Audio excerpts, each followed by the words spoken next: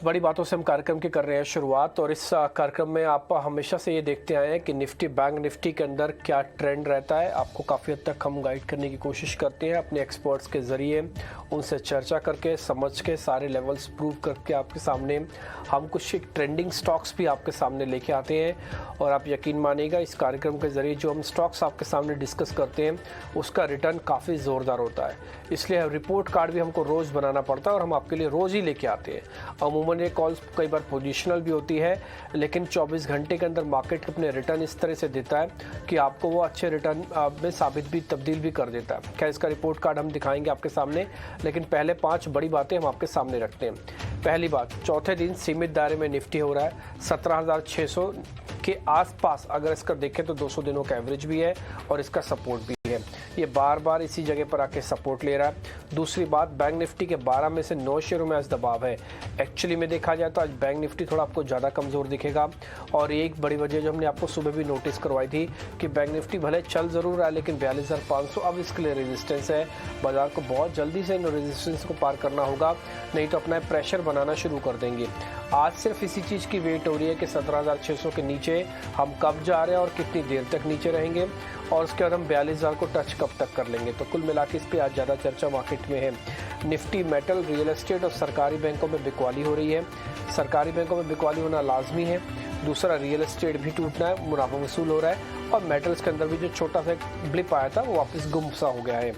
आते हैं media, FMCG और फार्मास्यूटिकल्स के शेयर में फिर से खरीदारी है। जब आप मार्केट के अंदर इस तरह का सिनेरियो देखेंगे जहाँ पे चॉपी मार्केट है, थोड़ा वीक है, वहाँ पे फार्मास्यूटिकल्स को वापस देख लीजिएगा और जब आपको लगे कि मार्केट थोड़ा एग्रेशन दिखाएगा वहाँ पे रियल एस्टेट को ले लीजिएगा। ये दोनों सिक्लिकल हैं इस समय, दोनों का साइकिल पॉजिटिव है और एक कई दिनों तक चलते हैं, इसलिए मैं दोनों बातें आपके सामने रख रहा हूँ। इंडिया विक्स 12 के नीचे आ गया, ध्यान रखिएगा। यहाँ से आके इंडिया विक्स के ऊपर चलने के चांसेस ज़्यादा है और नीचे गिरने के चांसेस कम है, क्योंकि 11 का हम ऑल टाइम लो के आसपास टेस्ट करते हैं। अगर ये ऊपर जाता है इसका मतलब बाजार वीक होगा।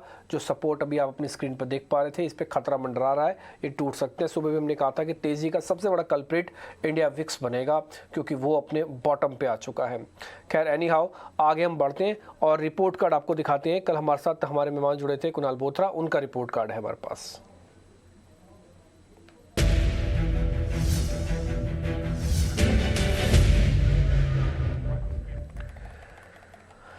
कुणाल जी की कल एक फेवरेट पिक थी सीयूबी, सिटी यूनियन बैंक, इसके बारे में हम चर्चा भी कर रहे थे। आपको शानदार रिटर्न मिला करीब 2% का कल और आज में, और इसके अलावा एचडीएफसी लाइफ भी उनकी लिस्ट में था और करीब 2% तक का गेन आपको वहाँ से मिला होगा। ट्रेंड पे भी करीब 1% का गेन आया।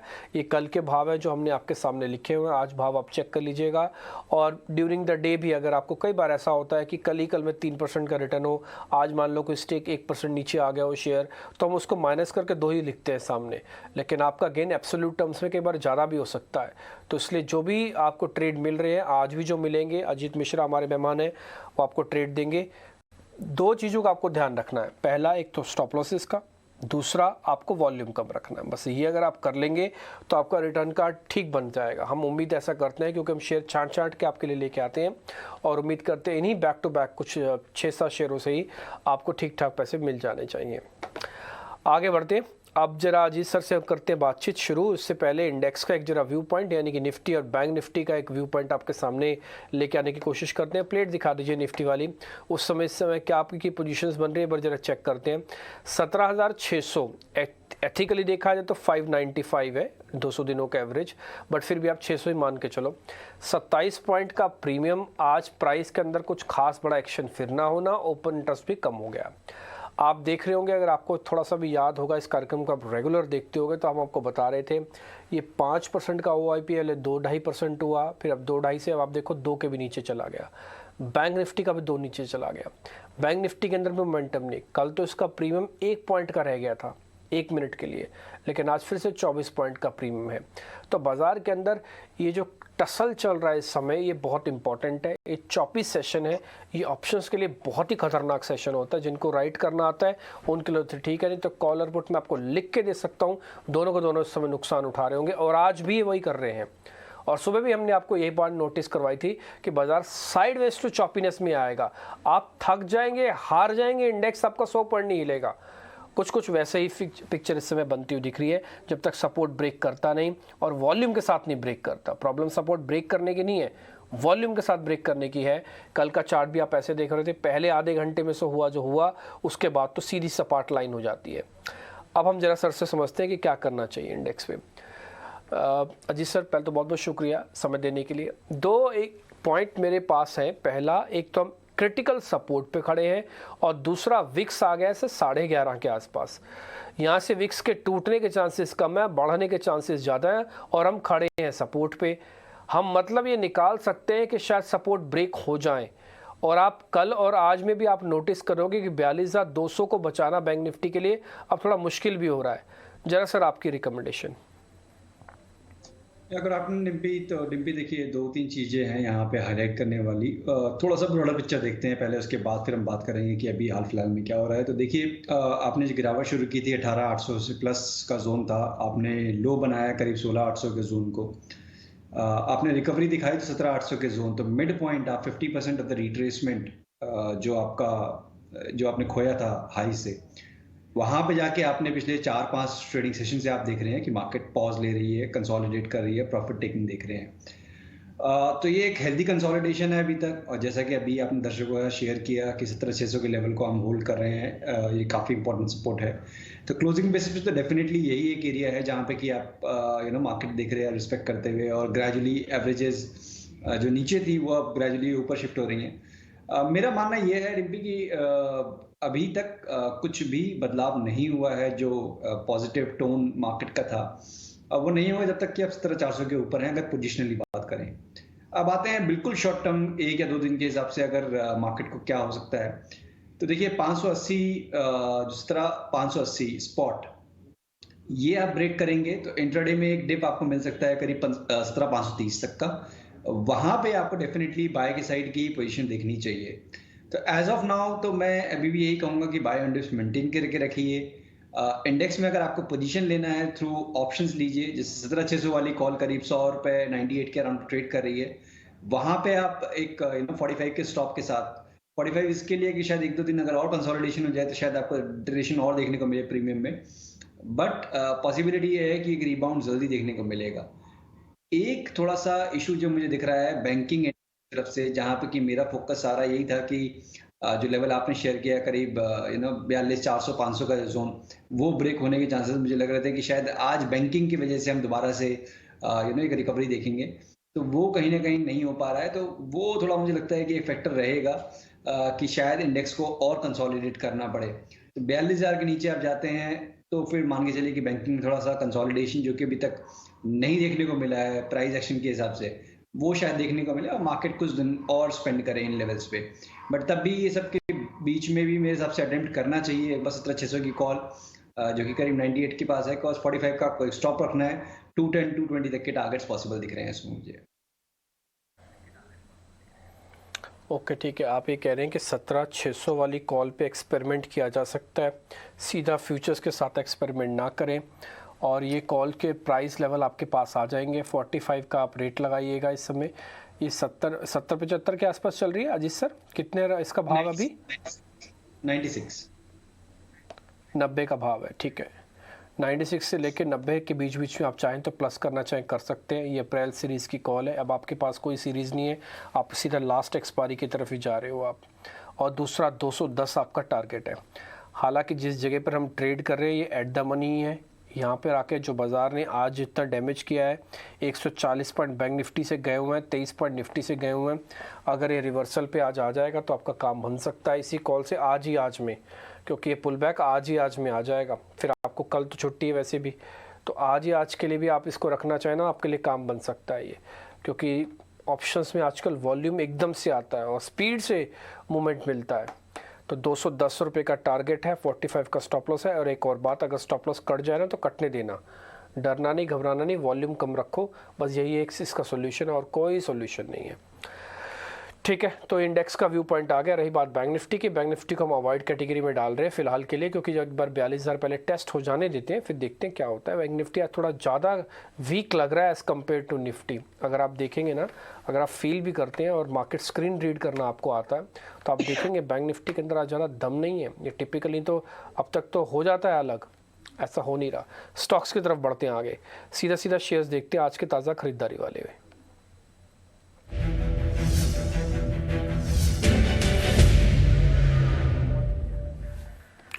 सर दो शेयर हैं, एक तो ल्यूपिन है, दूसरा आईटीसी है। हमने रखा है एफ&ओ की लिस्ट के अंदर ताज़ा खरीदारी वाले में। जरा दोनों को चेक कर लीजिए सर। तो आईटीसी तो डिम्पी देखिए काफ़ी टाइम से हम बात करते आ रहे हैं और अभी भी कोई चेंज नहीं है व्यू में। डेफिनेटली आपको बने रहना चाहिए। आज का सेशन एक फ्रेश ब्रेक है इंट्राडे चार्ट्स पे, करीब 402 के पास जो प्रीवियस स्विंग आया था उसको निकाल दिया। तो डेफिनेटली आपको बने रहना चाहिए। यहाँ पे 398 का एक स्टॉप लॉस मेंटेन करिए। 415 420 तक के टारगेट्स आपको पॉसिबली इसमें देखने को मिल जाएंगे। देखिए फार्मा में थोड़ा सा मैं ये कहूँगा कि जो रिकवरी अभी हमने देखी, ये रिकवरी ही थी, अभी तक ट्रेंड रिवर्सल नहीं हुआ है when it comes to sector. तो यहाँ पे मैं थोड़ा सा कॉशियस हूँ कि आप जैसे कि डिविज में आपने अभी प्रॉफिट टेकिंग देखी, नो डाउट काफ़ी स्ट्रॉन्ग गेंस भी देखने को मिले थे, चाहे ऑरो फार्मा हो, डिविज हो, ग्लेनमार्क हो, लिपिन हो। बट यहाँ थोड़ा सा कॉशन रखने की जरूरत है when it comes to pharma counters. तो लिपिन में मेरे हिसाब से रिस्क रिवॉर्ड फेवरेबल नहीं है, बिकॉज 200 दिन आपका करीब 705 707 के बीच में आ जाता है, और जो सपोर्ट है आपका करीब वो 480 85 के बीच में है। तो अभी रिस्क रिवॉर्ड यहाँ फेवरेबल नहीं है, इसको अवॉइड करके आप डेफिनेटली आईटीसी को कंसीडर कर सकते हैं। ओके ठीक है, तो लेवल्स के साथ साथ आपको ट्रेड मिल रहे हैं। ल्यूपिन के अंदर अगर आप चाहें तो अवॉइड कर सकते हैं, लेकिन जो दूसरा शेयर हमने आपके सामने रखा है उसके अंदर एक पोजीशन रखी जा सकती है आईटीसी। आईटीसी के तो खैर मास्टर हैं आप, इसमें कोई दो राय नहीं है। आपने कई बार पहले भी हमको नोटिस करवाया और आईटीसी चलता है आपके नोटिस करवाने के बाद से। 398 का लगाइएगा एक स्टॉप लॉस। पहले लेवल्स टारगेट में था, अब ये स्टॉप लॉस में तब्दील हुआ है 398। अब आपके लिए जो नया टारगेट फिर से 400 के ऊपर के हैं, 415 420, और ये इजी टू रिमेंबर है।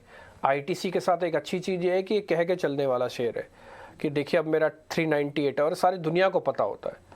अगर आप किसी भी टेक्निकल एनालिस्ट से अभी भी पूछेंगे ना लेवल्स के, जरा आईटीसी 405 पे चल रहा है, स्टॉप लॉस और टारगेट बताना, तो कई बार हो सकता है बिना चार्ट देख के भी बता दे कि आप 398 का एक स्टॉप लॉस लगा लो, 415 412 तक का एक्स्ट्रा टारगेट लगा लो, बिना देखे भी बता सकता है, क्योंकि इसकी प्री डिफाइंड नेचर है पहले से ही।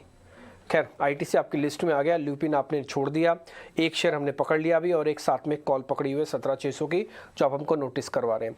दो शेयर और हैं सर शॉर्ट कवरिंग के, एक तो इंडस टावर है, दूसरा कोरोमंडल इंटरनेशनल है। इन दोनों को भी जरा चेक कर लीजिए प्लीज़। देखिए टीम पे इंडस स्टार को तो मतलब मैं काफ़ी टाइम से देखता आ रहा हूँ कि इसकी एक टेंडेंसी है, जैसे कि कुछ 4-5 स्टॉक्स वगैरह आप एक यूनिवर्स में डाल दें, चाहे वो जी लिमिटेड हो, चाहे वो बंधन बैंक हो, चाहे वो इंडस स्टार हो, तो इनका सेम ही टेंडेंसी है कि बीच बीच में आपको स्विंग दिखेंगे, रिबाउंड दिखेंगे। वो रिबाउंड काफ़ी शार्प होते हैं, करीब 8-8%, 10-10% के भी कभी कभार मूव आ जाते हैं, बट उसके बाद वो फिजल आउट होते हैं, तो फिर एक नए लोगों की तरफ जा देखने को मिलता है। तो सेम टेंडेंसी इस बार भी मुझे दिख रही है कि अभी इसने आज अपने 20 EMA को टेस्ट किया, डिक्लाइन था 175 से लेकर करीब 135 तक का, तो एक जस्ट रिस्पाइट है ये। तो प्लीज़ इससे आप बिल्कुल दूर रहें। दूसरा स्टॉक डिम्पी आपने कौन सा बताया था? दूसरा स्टॉक है सर कोरोमंडल इंटरनेशनल, और पहला इंडस टावर। कोरोमंडल तो डेफिनेटली देखिए यहाँ पे आपको बने रहना चाहिए। इनफैक्ट अगर मैं गलत नहीं हूँ तो 2-3 दिन पहले हमने अपने क्लाइंट्स को भी रिकमेंड किया था। काफ़ी एक क्लियर रिवर्सल पैटर्न फॉर्म हुआ है डेली चार्ट पे। अगर आप देखेंगे तो एक इन्वर्टेड हेड एंड शोल्डर आपको नजर आएगा डेली चार्ट पे। उसके ट्रेंड लाइन ब्रेकआउट के बाद उसके ऊपर ये आप सस्टेन करते हुए देख रहे हैं स्टॉक को। तो कहीं ना कहीं मुझे लगता है कि जब तक 920 इंटेक्ट है तब तक ये पॉजिटिव टोन बना रहेगा। ऊपर में करीब 980 से लेकर 990 तक के पोजिशनल टारगेट्स यहाँ बनते हैं, तो डेफिनेटली कोरोमंडल में आपको बने रहना चाहिए। ओके ठीक है सर, तो आपके रिकमेंडेशंस हम सबको लेवल्स के साथ में कन्वर्ट कर रहे हैं, और जिसको हमें छोड़ना है उस पर बाकायदा अवॉइड का ठप्पा भी लगा रहे हैं। और हम फिर से आपको बता दें जिसके स्टॉप लॉसेस और टारगेट आपको मिल रहे हैं वही स्टॉक्स हमारी तरफ से होंगे। उन्हीं स्टॉक्स के बारे में हम रिपोर्ट कार्ड भी बनाते हैं। नहीं तो कई सारे शेयर ऐसे डिस्कस ज़रूर होते हैं कार्यक्रम में, लेकिन उनमें कोई ट्रेड नहीं बनता। हमारा ऐसा मानना है कि डिस्कशन और ट्रेड के अंदर से आपको चुनाव करना चाहिए। जो ट्रेडिंग वाले स्टॉक्स हैं उसी पे ही फोकस रख के, स्टॉप लॉसेस हमारे रखिए, टारगेट आप अपने रखिए और सौदा ले सकते हैं। जैसे अभी ल्यूपिन और हमने आईटीसी ट्रेड देखा, तो आईटीसी का चुनाव हुआ लेकिन ल्यूपिन को हमने अवॉइड कैटेगरी में डाला। इसी तरह से शॉर्ट कवरिंग के अंदर अगर आप देख रहे हैं तो कोरोमंडल के आपको लेवल्स अभी मिले हैं, तो आप कोरोमंडल के लेवल्स को अच्छे से पकड़ के उसमें ट्रेड कर सकते हैं। इंडेक्स को लेकर 17,600 की कॉल में आपको लेवल्स मिले हुए हैं, तो 17,600 की कॉल आपके लिए इंपॉर्टेंट है। और जिसको हम सिर्फ डिस्कस करके छोड़ रहे हैं वो सिर्फ छूट रहा है। वो कई बार ऐसा होता है कि ट्रेड की नॉलेज तो होती है, आइडिया भी होता है, बट उसमें ट्रेड करना नहीं चाहिए क्योंकि थोड़ा रिस्क फैक्टर ज़्यादा है, रिस्क रिवॉर्ड ठीक नहीं है। आगे बढ़ते हैं। अब जरा मंदी वाले शेयर्स के ब्लॉक को खोलते हैं और जरा चेक करते हैं आज के मंदी वाले शेयर्स।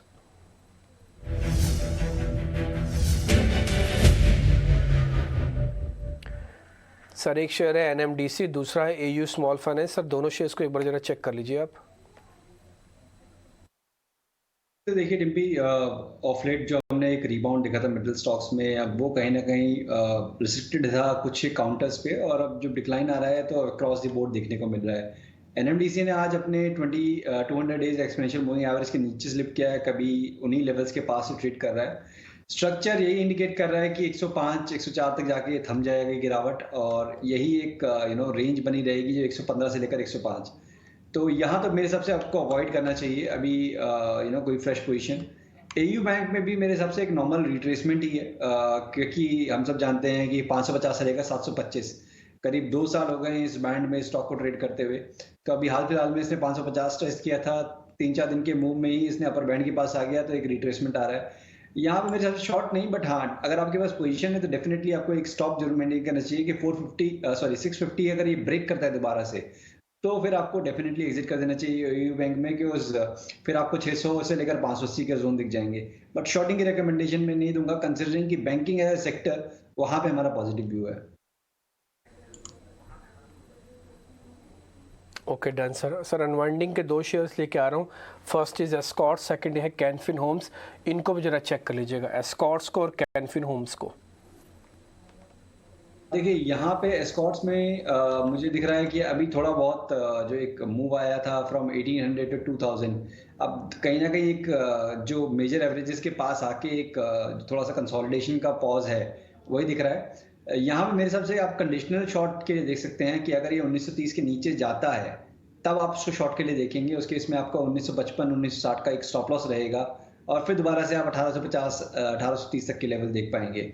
अदरवाइज ये आपको यहीं इसी रेंज में ही थोड़ा सा टाइम आपको स्पेंड करते हुए नजर आएगा। दूसरा स्टॉक डिम्पी,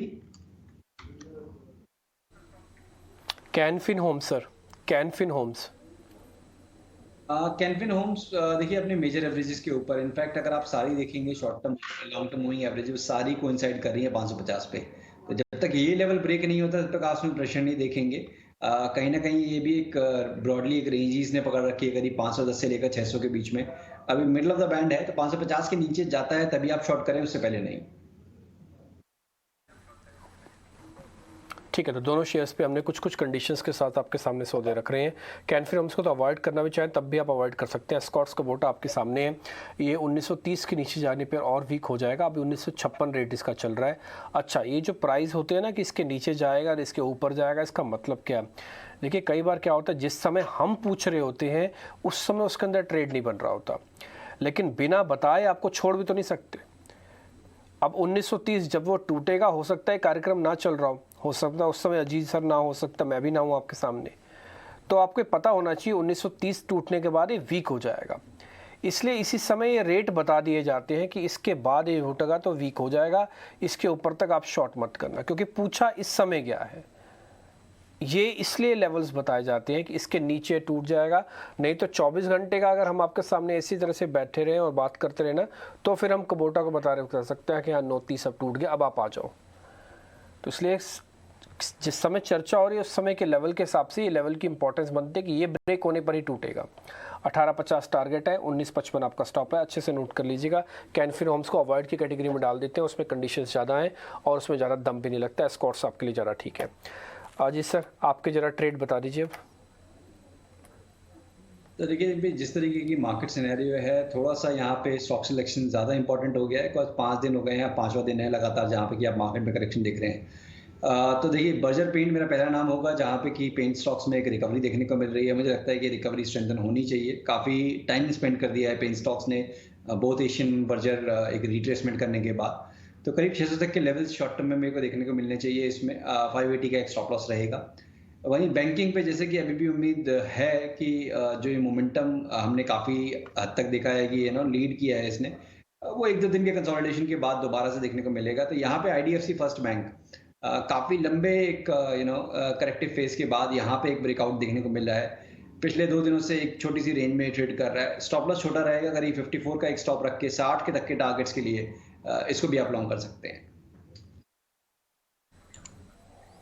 ओके ठीक है। हालांकि एक शेयर सर हमारी लिस्ट से मैच कर गया, हमने भी अपनी तेज़ी वाली कैटेगरी में बर्जर पेंट ही निकाल रखा था।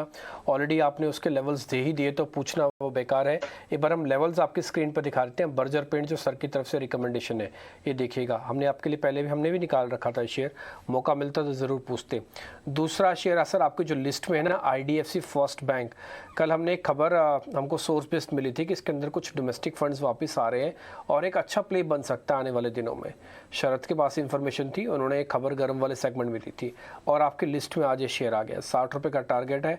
कुछ सोर्सेज ने हमको भी यही बताया था कि 60-62 तक ये शेयर चला जाएगा और हो सकता है कुछ एक दिनों में ब्लॉक्स भी इसके अंदर लगते हुए दिखे। 54 का स्टॉप लॉस है। एक सर शेयर में आपसे बिना पूछे आपको छोड़ नहीं सकता या फिर जाने नहीं दे सकता, वो है रिलायंस इंडस्ट्रीज़। आज शाम को आने सर उसके नतीजे। एक बार रिलायंस इंडस्ट्रीज़ के चार्ट को आप अच्छे से देख लीजिए, आपके पास भरपूर समय है। आप उसका फ्यूचर का डाटा भी एक बार देख लीजिए। हम भी इन बिटवीन रिलायंस के फ्यूचर्स का डाटा भी एक बार दिखा दीजिए, F&O वाली प्लेट, और साथ ही चार्ट तो आपकी स्क्रीन पर है ही। ये जिस जगह आके चल रहा है पिछले 3 दिन से यही है, ना ही ज़्यादा ऊपर ना ही ज़्यादा नीचे। प्रीमियम ठीक नंबर से पहले गोल है, ओपन इंटरेस्ट नंबर से पहले बिल्कुल ज़ीरो है, प्राइस एक्शन बिल्कुल ख़त्म है, यानी कि जो होगा वो नंबर्स के बाद ही होगा।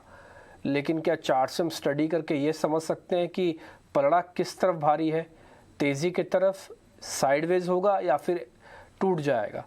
ये सर आपको बताना है। अगर आप कोई ऑप्शन भी देना चाहते हैं तो वो भी दे सकते हैं, हम छाप देंगे, आप बता दीजिए, हम लिख देंगे।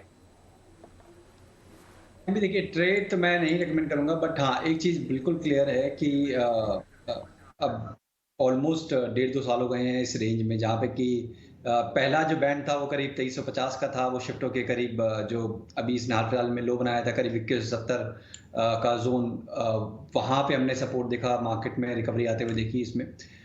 मैं इसमें जितने भी बार अपने क्लाइंटों से बात करता हूं तो मैंने उनको एक ही लेवल बोल रखा है, जब तक कि 2450 ब्रेक नहीं होता है तब तक हम लॉन्ग साइड पे इसको नहीं देखेंगे। तब तक आप ऑब्वियसली ऑप्शन स्ट्रेटजीज के थ्रू उसको स्ट्रेडल सेल करके या स्ट्रैंगल सेल करके या फिर आप कवर्ड कुछ पोजीशन बना के उस तरीके से आप मेंटेन करके रखिए पोजीशन को, जिनके पास हैं positions in cash. Fresh position मेरे हिसाब से 2450 के ऊपर ही एक डिसाइसिवनेस आएगी कि हाँ यहाँ पे अभी एक ट्रेंड दोबारा से आप देखेंगे कि अपर बैंड के पास 2700 के लेवल्स पे देखने को मिलेगा। नीचे पे भी मुझे नहीं दिख रहा है कि कोई ऐसा मेजर डिक्लाइन देखने को मिलेगा। अगर ये 2300 के लेवल के नीचे खुलता है मंडे को तो शायद थोड़ा सा आपको प्रेशर दोबारा देखने को मिले, जो कि 2180 जो पीछे अभी लो बना था उन लेवल्स के पास। बट ब्रॉडली अभी तक कोई क्लियर इंडिकेशन नहीं है टू बी ऑनेस्ट कि चार्ट्स अभी कुछ नहीं बता रहे हैं कि किस तरीके के मूव आने वाले हैं। तो 2450 के ऊपर का ब्रेक करिए अगर आप लॉन्ग के लिए देखना चाहते हैं, 2300 के नीचे का अगर आप शॉर्ट के लिए अपॉर्चुनिटी देखना चाहते हैं। ठीक है, तो फिलहाल आपका भी यही मानना है कि इसको वेट एंड वॉच किया जाए और ज़रूरी नहीं है कि ठीक नंबर से पहले पोजीशंस बनानी है। शेयर कोई इंडिकेशन नहीं दे रहा। हमने आपको F&O की प्लेट तक दिखाई, आपने खुद नोटिस किया होगा कि ना ही प्रीमियम्स है, ना ही ओपन इंटरेस्ट है, ना ही प्राइस एक्शन है। 7 दिन का चार्ट भी दिखाया, 7 रुपये, 4000 वाला शेयर सिर्फ 7 रुपये चलता है। तो इससे आप लगा सकते हैं कि नंबर से पहले इस समय रिलायंस इंडस्ट्रीज़ कितना ठंडा स्टॉक है। अजीत सर बहुत बहुत शुक्रिया, थैंक यू वेरी मच आज समय देने के लिए, बात करने के लिए। उम्मीद करते हैं आपका रिपोर्ट कार्ड जब हम सोमवार को लेके आएंगे काफ़ी बेहतर तरीके से बना हुआ दिखेगा हमको। फिलहाल इस कार्यक्रम से इतना ही, नमस्कार।